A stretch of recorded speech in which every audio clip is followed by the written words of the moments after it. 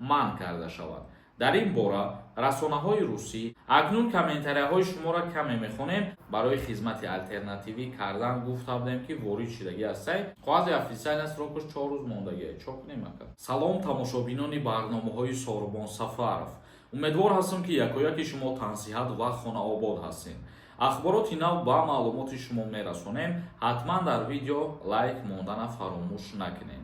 агар нафарҳое ки дар Федератсияи Русия қарор дорен ва патентҳои худтона уведомления рӯй накарда бошед, бодонед ки патентҳо аннулировад мешаванд. барои фаҳмидан ки патенти шумо дар база ҳаста ё ин ки не, рақами WhatsApp да бинависонед, ҳамин чиза проверка карда ба шумо метиҳанд. Федератсияи Русия дар клиникаҳои шахсӣ аз ташхиси тиббӣ гузаштани муҳоҷиронро манъ мекунад. ин қарор аллакай эълон шудааст. Русия дар қатори даҳҳо қонунҳои нави муҳоҷиратӣ ки тӯли як соли охир қабул шуданд, боз як навигарӣ ҷорӣ намуда ба ташхиси тиббии муҳоҷирон низ дигаргунӣ ворид кардан мехоҳад.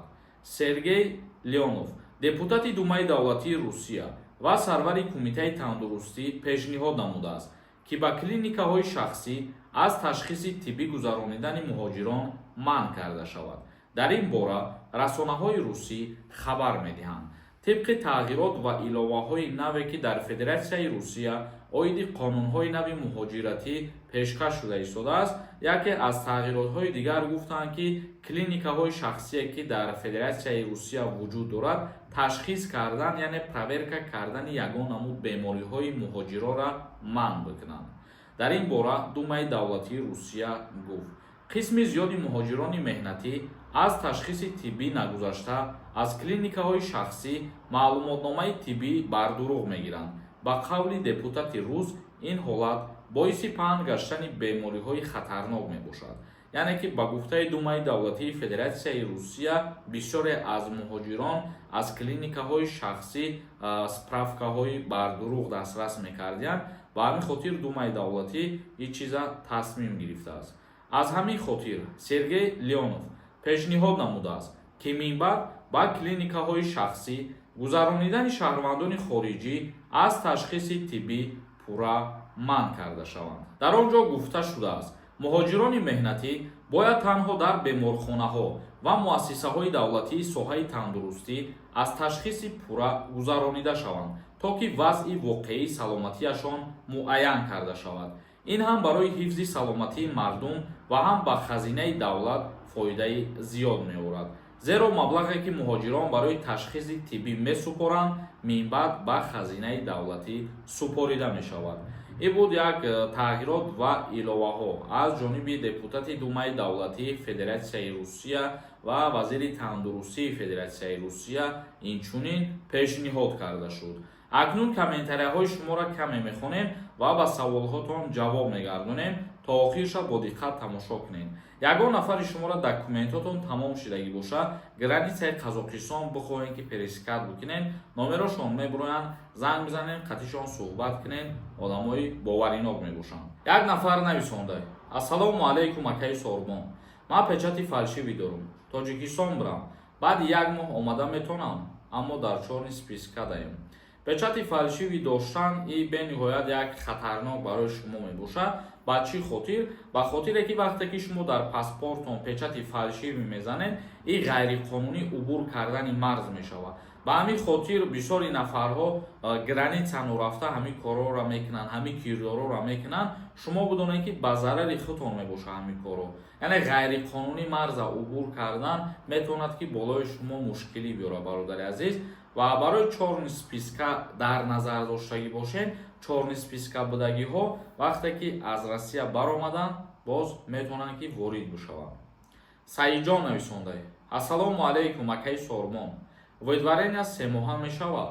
бале, воидварения аз ҳама муҳлати камаш 3 моҳ мебошад ва аз ҳама муҳлати зиёдаш то 5 сола дар бар мегирад. як нафари дигар нависондай: ассалому алайкум ака, ҳамин ҳозир мешавад паспорт супорем? паспорти российский дар назар дошта бошем? бале, мешавад бародари азиз. як нафари дигар нависондай: салом акаи Сорбон, дар бораи хизмати алтернативӣ видеотон чӣ шид? мо ждат карда истем. бародари азиз, худованд хоста боша, ҳамун вақту соаташ ки омад видео мекунем. мо дар ин мавзӯъ видео карда будем, вале баъзан нафарон мумкин тамошо накардиянд. барои тағйирот ва иловаҳо барои хизмати алтернативӣ кардан гуфта будем ки ворид шудагӣ ҳастай. худо розӣ боша, барномаҳои ояндада мумкин пешкаш бигардонем.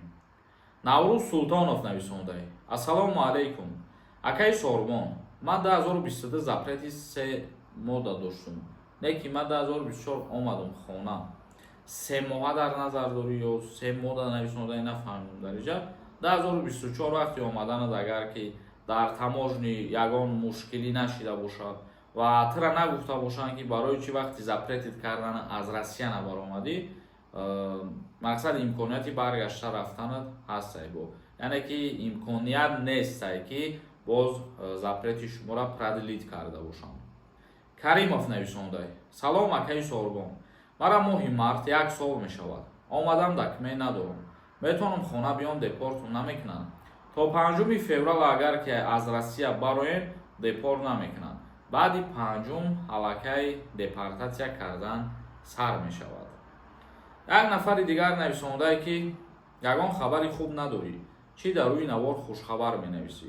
ҳайта нафаҳмӣ, агар мафҳуми гапаи проблемаи ман нестай. як нафари дигар нависондай ки ассалому алайкум акаи Сорбон, патент кардам, патента рабочий кардем. сехи мебела кор кардем, меган официали нестай, бояд грузчик мекардам. қоғази официални срокаш 4 рӯз мондагиа, чок немакард. қоғази официални чира дар назар дорӣ? яъне официални гуфта дар Россия кору фаъолият кардан и доштани патент ва доштани трудовой договор мебошад. агар ки шумо бо ҳамун корхона шартномаи меҳнатӣ надошта бошед, аллакай тибқи қонуни Россия неофициалӣ мешавад худаш. Мурад нависондай: салом, сроки заграни ма 5 моҳ мондай. граница метавонам перескат кардам, просто регистратсия кунам, 3 моҳа баъд хона барам. вақте ки шумо сроки паспортон камай барои як ҷо ворид шиданатон, мақсад аз шумо мепурсанд, тафтиш мекунанд ки сроки паспортон камай ва имконият ҳастай ки бигардонанд. ба ҳамин хотир паспорти нав кунед, хуб мешавад. боз дар ҳолате ки паспорти навам кардем, ҳамун паспорти пештаратона сурат бигиред, дар телефонтон беса мешавад.